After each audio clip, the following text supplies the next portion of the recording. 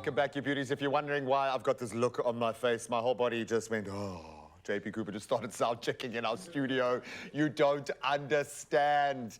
Yep, there might be tears today. I'm just saying, there might be a few tears. And tears of joy as well, because we are continuing our conversation with the goddess of comedy and a really good friend of the show, Celeste Ntuli. She is a special one. She has a very special stand-up comedy show to boot, and it's happening this evening at Emperor's Palace at 8 p.m. and it's called Celeste and the Big Dudes Show. I love the sound of that, because you're all about the big dudes, and you're a big dude now, Celeste.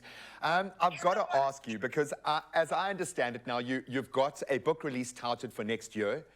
What is that about? Are we going to get a window into your world? Because like I was saying before the break, I have a feeling there is your journey that we've seen and experienced because it's been so out there.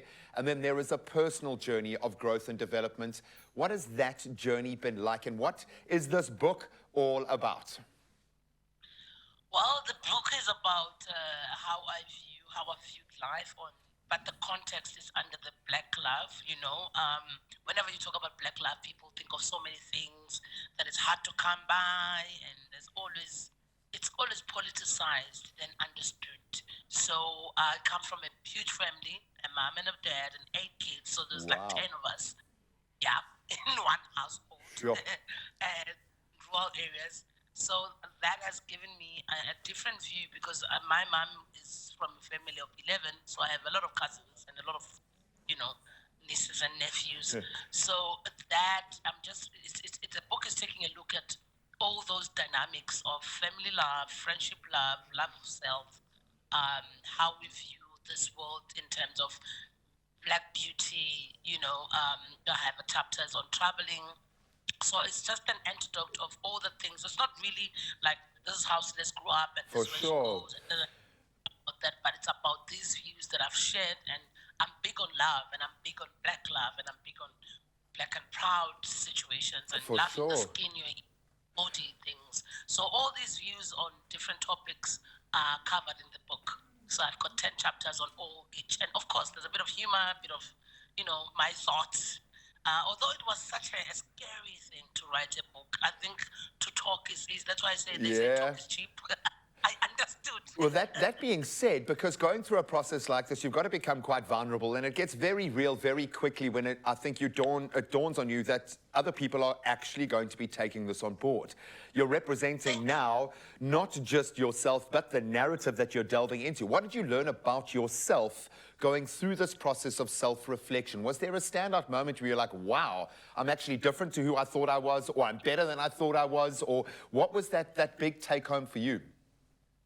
There are so many. I thought because of the empath in me, I kind of, on a personal journey, carried a lot of what I thought was my problem, but mostly it was a societal problem. When I dig deep and I understood, did I went through any GBV issues? No. Did I went through any? Sometimes we carry things because as a collective, you are part of these people. There's a trauma there. There is a trauma there. And then when to carry it around with you, it gave me a different look at how I was feeling all along and things that I've believed in, you know, and I had a moment, a huge one. This book has been, it took some time. And also it had self-sabotage situations where I have to go back and forth. And when the editing was starting, I was like, oh my God, no.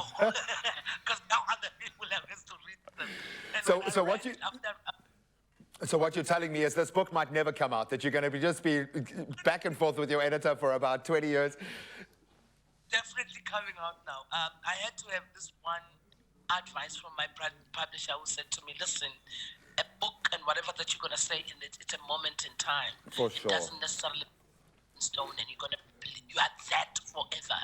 And it's obviously because it's a sharing of minds. Yeah. You are allowed to share your mind. So I might have written something maybe when I'm 50, I feel different about it. I'm allowed to, because I felt like, is this me? And that was the biggest thing about the book for me. It was like, wow. So is this me for this? Is this who I'm going to be?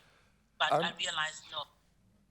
I'm so glad that you've gone through this process. Sorry to cut you short there, but our time is running out now. And I'm amazed at how you've gone through this journey And basically, it kind of shows the light that if you're willing to do a bit of self-reflection, you can answer the bigger questions. But I think so much of our baggage in South Africa is past related, but we kind of leave it there without realizing it's our lived experience in the now that needs to shift. And unless we think critically about it, unless we look at these patterns in our life and these bigger societal patterns, we're not going to address it practically right now. I know it's political, I know it's emotional, I know it's all baggage kind of laden, but we've got to deal with it. And if we don't have people doing very bravely doing what you are doing, we're not going to do it. And that speaks to what you're doing on stage and what you're doing clearly behind the scenes in your own self-work. So thank you for being that, my sister. You are very, very special to all of us. And happy birthday, girl. Thank you, everybody. See you tonight at Emperor's Palace. Tickets are still available. Let's copy that ticket from and the show is going to be so amazing. I've got a band.